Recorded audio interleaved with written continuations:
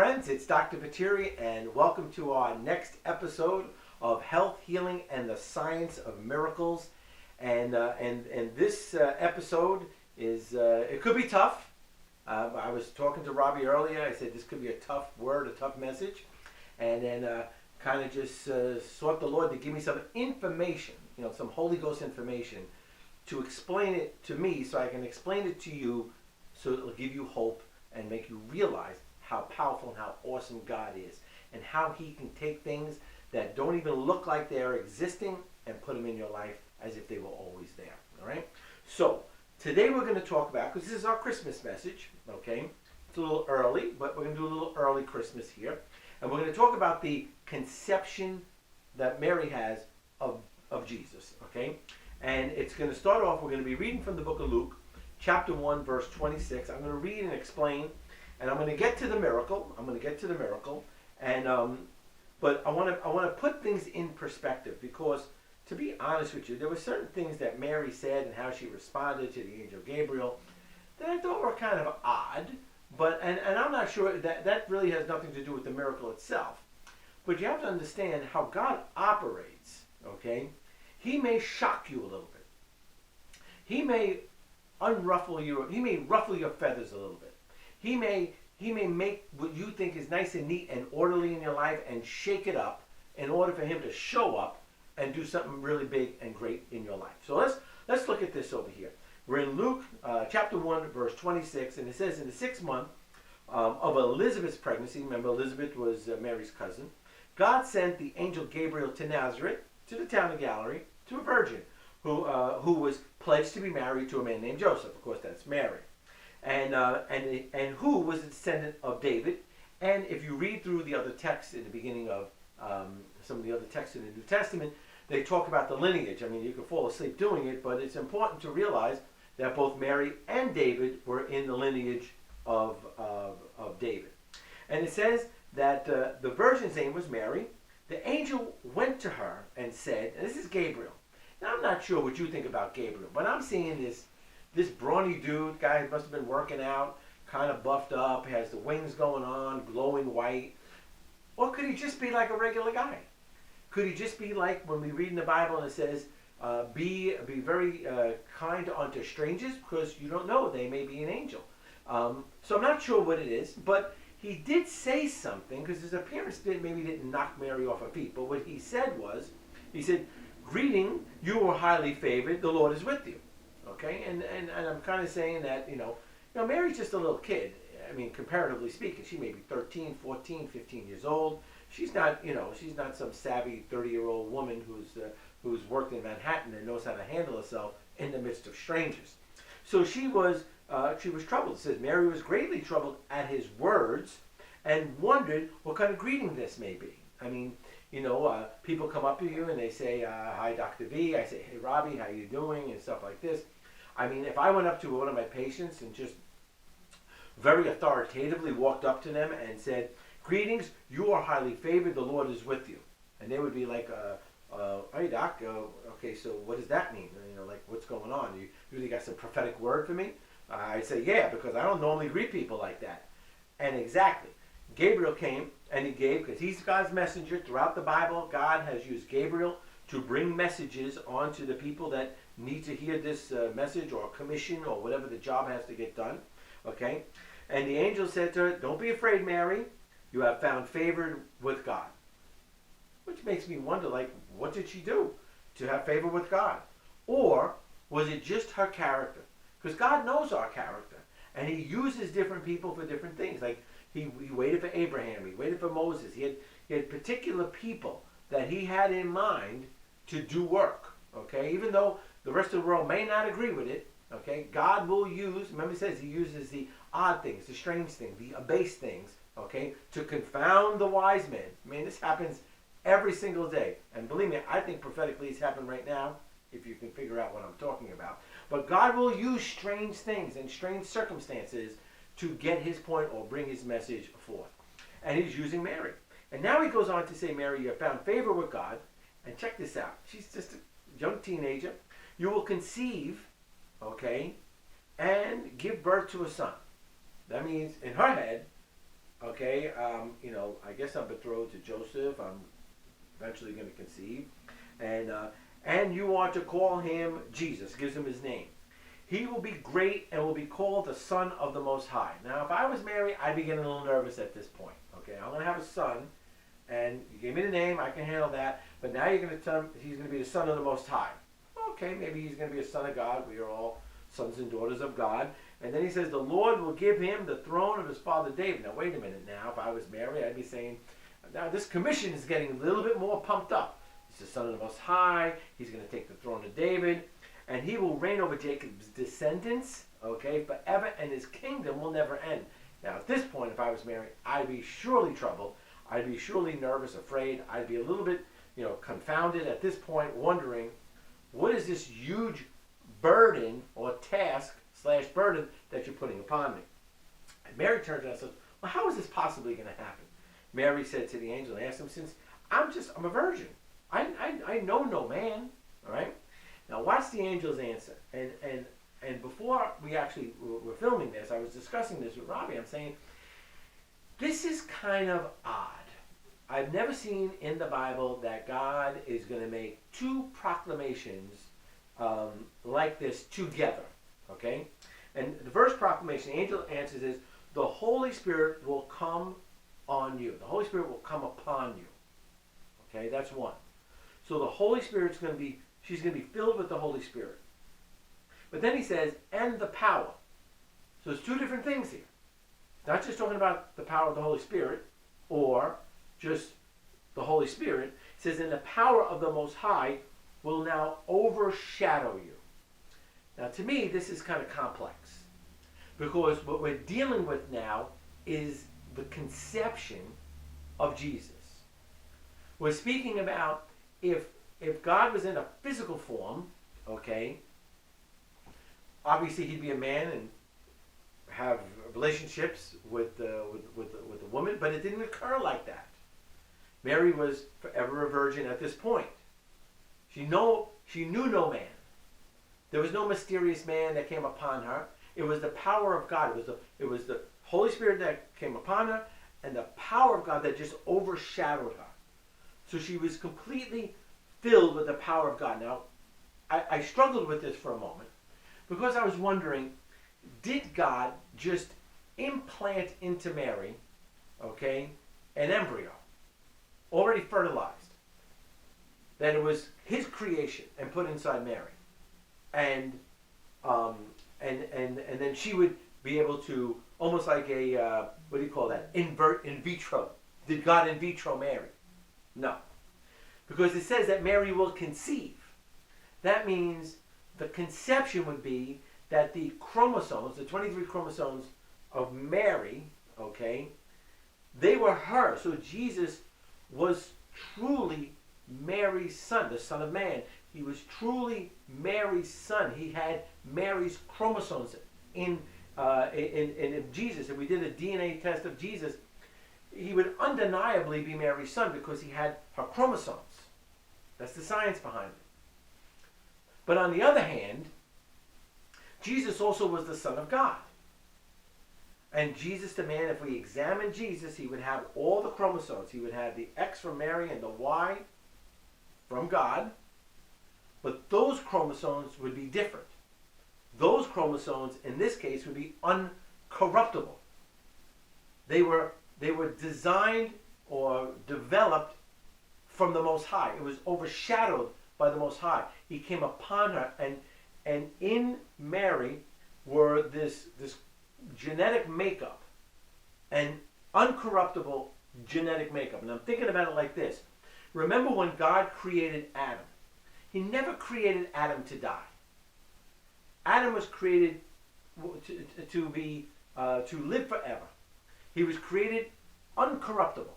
It wasn't until they broke covenant with God that the curse had now come upon him, and he would now suffer death. It was never designed to be like that. Adam was made in the formation of God, when God created Adam. The genetic makeup, I mean, we got the dust together, mixed it with probably a little water, blew the breath of life in it, but if you're able to do an analyzation of Adam, Adam had chromosomes, and they were uncorruptible because God created them. There was no purpose for Adam to die except that he went against God's will. He broke the covenant that was made.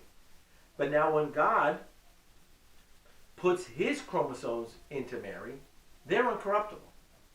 But they were able to create the conception because it was the same chromosomes or the same type of chromosomes that he used when he created Adam. Now, this may sound a little complex or a little bit far-fetched, just trying to make up an answer, but you can't come up with any other solution but to realize that Jesus was both fully man and fully God at the same time. He was in a body. He was physically in a body. But remember, even when they said in the prophecy of Jesus that when Jesus died, it said yes, Jesus would die. He would go in the grave, but it says his body would never see corruption. See, my personal perspective is Jesus. Well, he can never see corruption because he has uncorruptible chromosomes in his body, yet being fully man. And he still never went to any type of corruption because then he was, after he rose from the dead, okay, which kind of makes sense, would be a little bit easier, considering that half of his genetic makeup was from uncorruptible chromosomes. Now, even though we may go with the theory that these chromosomes are uncorruptible themselves, okay, at least half of them, where did God get where did God get the material to make the genetic makeup? I mean, did he pull it out of a hat somewhere? I don't think so. I think he used parts available. The same way when God made Eve from Adam, he used parts. He used Adam's parts and he created Eve. Okay? God took the genetic makeup, the material from Adam, and formed a woman. Okay? Obviously changed it around a little bit, created a different gender than Adam, so they can have conception, that two can come together and form one. But when I'm thinking about this, when you think about just what DNA is made of, okay, and I just had to take a quick look. I did a little research just a few moments ago, and DNA is basically made of 20 different varieties of amino acids, proteins, okay, which are readily available. But it's the configuration that makes it unique. So you have the 20 different amino acids, which are set up in what they call 4 different nucleotide bases. Now, a nucleotide is another chemical, well, not a chemical compound. It is a compound of material put together, okay? It's made of amino acids. It's made of carbon molecules in the form of like a sugar. And it's made of a nucleotide base or a phosphorus base. I think it's like a phosphate base. And when it's combined together in these 4 different nucleotide bases, which all the material of this can be found in the body already. So if I was a master scientist, I'd be able to take a human being and I would be able to construct genetic material with the material that's already inside you. I don't think any human being could do this now. I don't think any scientist can do it now. But God, who orchestrated the very creation in the very beginning, surely knows how to take that which is there. I mean, God took things that weren't even there and made it as it is. He took dirt, which is the component, the molecules and the elements that are in dirt are the same one that make us. He just put them away, put the breath of life, and the atom comes to life. So in Mary, when he overshadowed her, he just took material that was there and had the genetics or the genetic matchup to match up with Mary's chromosomes to make a viable life, because Mary conceived Jesus, who was both God and man at the same time. Now, when we understand this miraculous event, because no man knew Mary, maybe afterwards, but no man knew Mary at that point. And the genetic material had to come from somewhere. I tell my Muslim friends, and who say, yeah, Mary was a virgin, and she gave birth. I said, where did she get the genetics from? I don't know. God put him there. So he has to be the Son of God. I mean, that's the most simplest thing. But here's my point to give you hope. If you can have favor before God, then you can't limit God to do what would be considered by others the impossible in your life. Sometimes, we may see the possibilities. I know people who are getting the COVID test, and this is what I think. I think if somebody gets the COVID test, they come up positive, even if it's negative, I'm going to tell you they're going to start manifesting symptoms. I think what happens is that, they may not even have COVID. They just may manifest symptoms because we're so conditioned in this day and age right now that test means you shouldn't have symptoms. Even though 40% of the population who get tested or find out they have antibodies never even had a symptom. Nothing. Zero. So if your mind can psychologically cause you to become sick, think about what your mind can do if you can believe and have enough faith that can make you well. Full well knowing that God can come inside your body and just using the resources that are already inside you, just using the amino acids, the sugars, and I'm not talking about sugars like a cookie sugar. I'm talking about carbon molecules that are configured as sugar molecules in your system, okay? I'm talking about using the elements that make up your body and form them in such a way that can cause you to heal, that can cause you to restore your body. My goodness, he did this in such a way that he created a man inside this woman by taking material and forming it into genetic material to match it up with Mary's egg to fertilize it. To me, I don't even think there could be a miracle even greater than that. Because on top of that miracle lies our salvation. On top of that understanding lies our eternal reconciliation back with God. Now you may say, well, I'm going to argue the science. Argue it all you want. It happened. I'm just trying to give you a viable solution to understand that God is in the miracle business. And he's not far-fetched that he can't create a miracle in your life. And my friends, in this Christmas season, this is what you need to do. You need to start really counting on God. Because I'm gonna give a prophetic word now. Things are not going to get easier. It's not going to get easier. As a matter of fact, I think things are going to get a lot tougher. And you're going to have to really rely on God a whole lot more. My message at church yesterday, Pastor Glenn's getting a lot of kudos here. He says, upheaval will precede personal revival, and personal revival will now precede national or corporate revival. And I'm believing that. I'm believing that we as the saints of God need to get tougher and understand that God is in the miracle-making business, and God is getting ready to present his son. It's coming down to the end, where I don't know if we're on the 10-yard line or the 2-yard line, the 30-yard line, but I'll tell you this much, we're definitely further down the field today than what we were last week. So take heed to this. Our God is in the miracle-making healing business, miracle-making life-changing business, and you can either believe it and go with it or be left in the dust. That's all I could say. Amen? This is Dr. V. Again, hey man, just follow the directions and you could join on our program. You go to School of Wellness. That's what we want to send you.